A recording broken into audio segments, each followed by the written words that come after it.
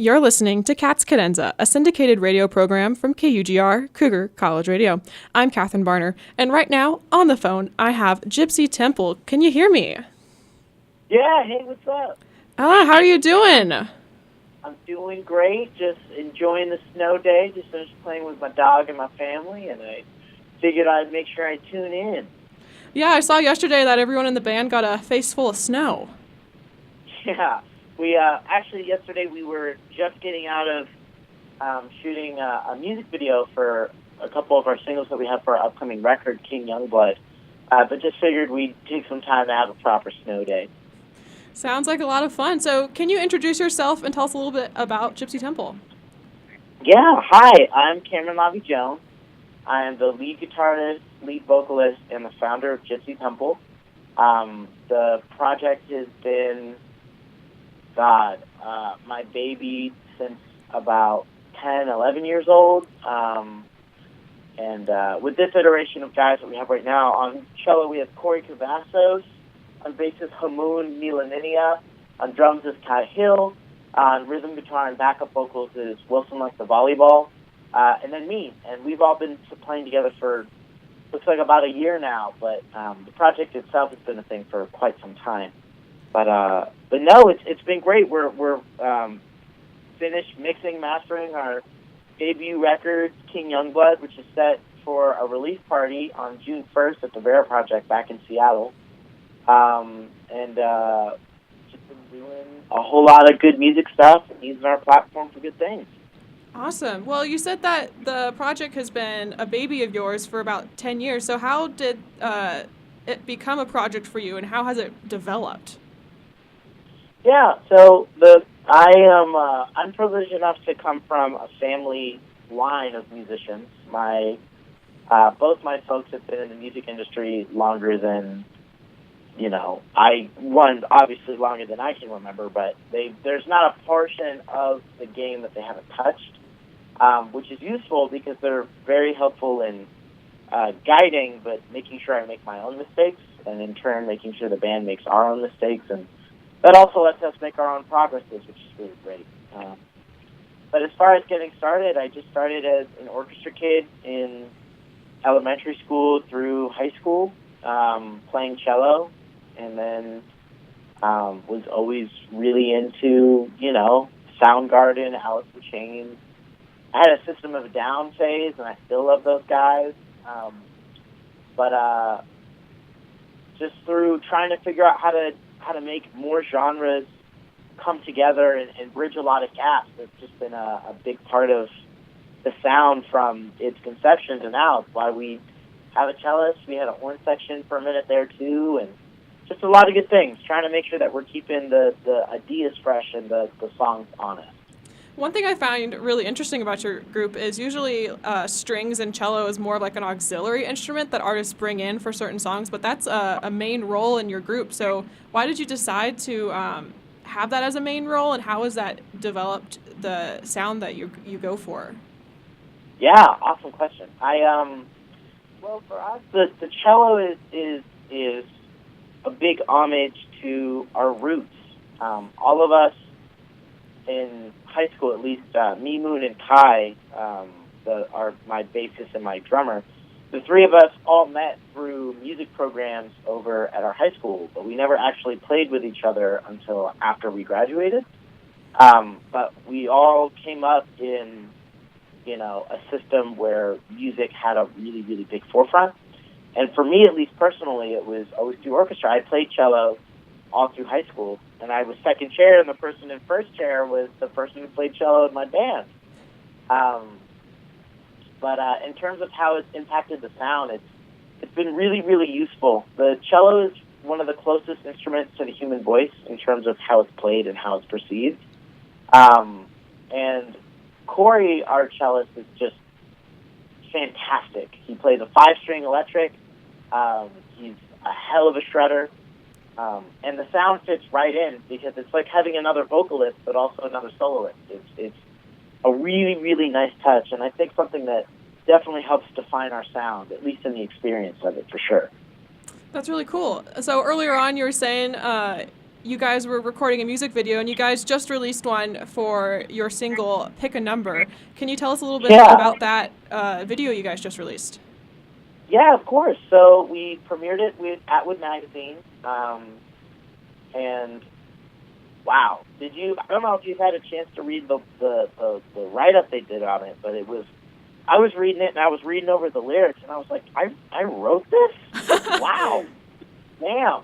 Okay. There's something about reading it in a different context through a magazine that makes it seem like I know what I'm doing. But no, the video and the song itself is about, particularly, it's a love song, but it's more about trying to understand how many things are left up to chance and how many things are left more up to our own hands, and how much of this craziness, especially in our relationships with each other, how much of that is planned, how much of that is just the right opportunity, right place, right time, and how much of that is just totally up to whatever powers it be.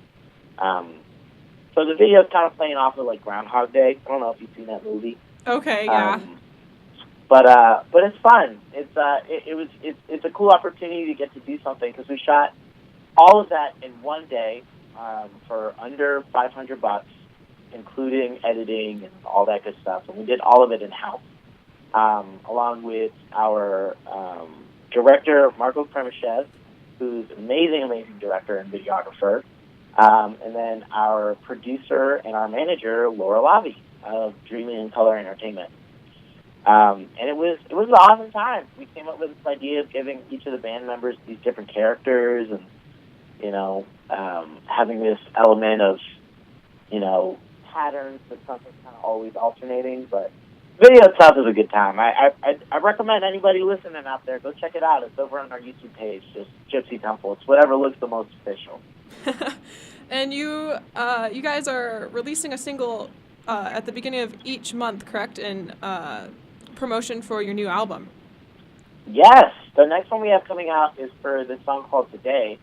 I actually wrote on this guitar festival trip that EMP flew me out for, or Mopop, keep getting that name wrong, that Mopop flew me out for, and I got a chance to meet a lot of other amazing musicians, and a lot of them are featured on this song along with bands. But yeah, that'll be coming out on Spotify really soon. Cool, and then we'll have to keep a lookout for that. And speaking of the Mopop, Gypsy Temple played at the opening of the Pearl Jam produced show to celebrate their new exhibit. Can you tell us about that and how you guys got involved? Yeah, it was amazing. I've been a part of, at least in high school, I was a part of Mopop's Youth Advisory Board, which is how I got involved with programs over there at Mopop. And we just kind of fell in love with each other. One of the programs that Mopop puts on through the program that I was associated with is this thing called Sound Off, which is this all 21 and under Battle of the Bands from the Pacific Northwest. And our guitarist, Wilson, is actually performing in it on the 9th at Sky Church. He's doing his solo electric project, Wilson Like the Volleyball. I just have to make sure to plug it because I love it. It's awesome. But anywho, so that's how I got involved over at Mopop. And then when they were opening up the exhibit, they were trying to look through different bands that, they try to work particularly with younger bands. And for this, they just gave us a call and was like, hey, is this something you'd be interested in doing? And we were like, yeah, let's kill it.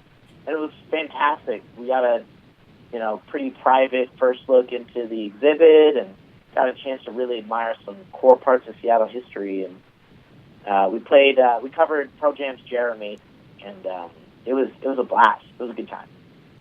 So you guys have played a lot of really cool shows and performed in various locations, such as on KEXP, the Mopop, the Vera Project. Is there a performance or a show that you would say is your favorite of all time so far? Oh, man. We played UW's Fall Fling, and that was insane. We opened for Smino, which is kind of funny considering the genre differences, but the energy was exactly, the same. It was both really high-energy sets. And that was awesome. We played a lot of major festival gigs, but there was just something about being on your home turf and throwing down with a bunch of people that love you and know, and being able to do it at school and just be loud as hell. It felt good, it felt right, and that's the feeling we're always going to be chasing. So what's the next biggest goal for Gypsy Temple? Ooh, that's a big old question. That's a big old question. I'd say, not to, shoot 10, 30 years down the line, but I'd say our most immediate next big goal is finishing up the video for today, that song I was mentioning earlier, for the next single, as well as really pushing this record. We're going to be doing a lot of really, really cool things in the summer, and we're doing a lot of cool things coming up. Our next big shows, we're opening up for Naked Giants at Numos back in Seattle. Not sure if anybody out there has heard of Naked Giants, but if you haven't, go look them up. And the show's being opened up by Emily Toyota, who's an amazing, amazing artist. But it's cool because all of us kind of met through Mopop and Artist Home.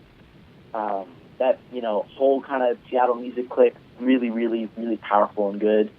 That's our next big thing, but the priority is just getting this record into people's hands and giving them a chance to hear what we got going on. So where can the audience find your music and connect with Gypsy Temple?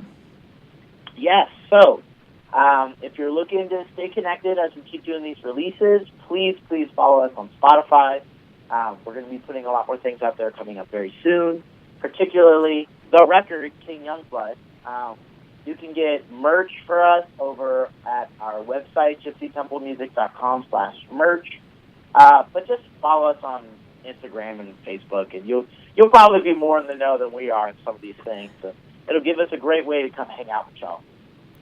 Well, thank you so much, Cameron, for taking the time to chat with me. Is there anything else you'd like to say?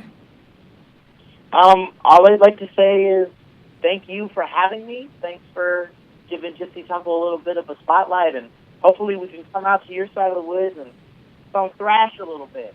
So Yeah. We'll figure that out. Well, thanks for coming on. I was excited that you decided to chat with me. So. Great. Well, I'll talk to you soon, and hopefully see you guys around. Yep. Thanks, Cameron. If you missed my interview, Peace out, Scooter. If you missed my interview with Gypsy Temple or just want to hear it again, hop on over to my YouTube channel. You can find me on YouTube and any other social media platform by Cat's Cadenza. That's Cat with a K and Cadenza with a C. Here is Gypsy Temple's song, Pick a Number.